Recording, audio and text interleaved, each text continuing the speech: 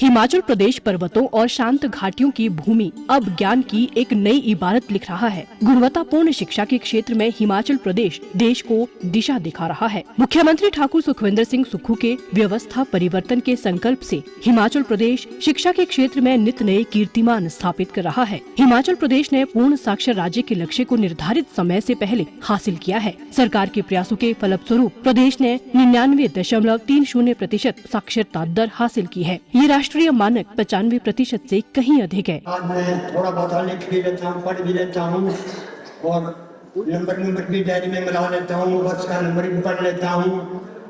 और बैंक जाना हो, बैंक में भी थोड़ा बहुत काम होता है, बैंक का भी कर लेता हूँ, डाकखाने का भी कर लेता हूँ और डायरी से नंबर सारे मिला लेता हूँ।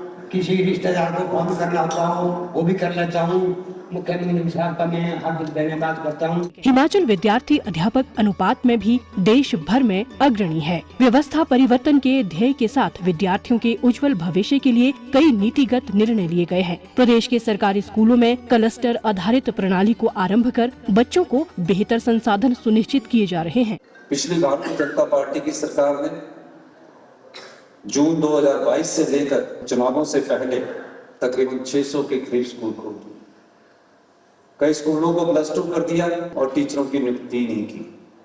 हमने सबसे पहले फैसला किया कि इन स्कूलों को तभी खोला जाएगा जब हमारे पास पहले शिक्षकों की भर्ती होगी, टीचर्स की भर्ती होगी।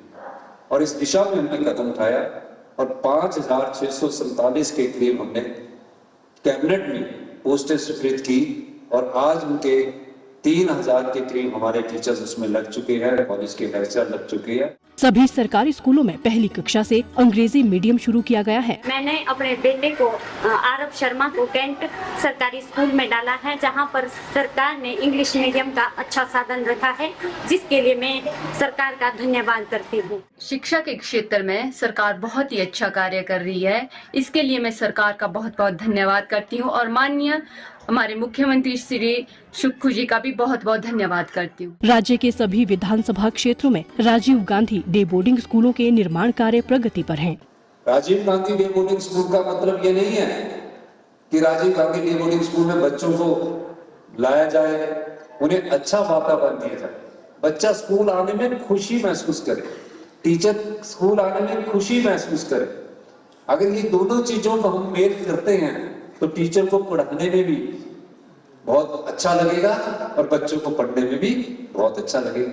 अगले अकादमिक सेशन में 12 हमारे Rajiv Gandhi day boarding school हमारे उनमें सेशन स्टार्ट हो जाएगा, लेकिन कोई चीज सोची जाती है उसमें आने में समय लगता है। और आप देखना जो आज शिक्षक अपने प्राइवेट स्कूलों में बच्चे भेजते हैं, एक दिन अपने ही स्कूल में उन बच्चों को भेजेंगे कि ये स्कूल हमारा सरकारी सबसे बेस्ट है। आने वाले 5 सालों में पूरे शिक्षा का स्कूल एजुकेशन का नक्शा बदल कर रखेंगे, ये हमारी सोच है। प्रदेश सरकार की ऐतिहासिक पहल के तहत वैश्विक शिक्षा पद्धतियों से शिक्षक और बच्चों को रूबरू करवाने के लिए मेधावियों और शिक्षकों को विदेशों का शैक्षणिक भ्रमण करवाया गया।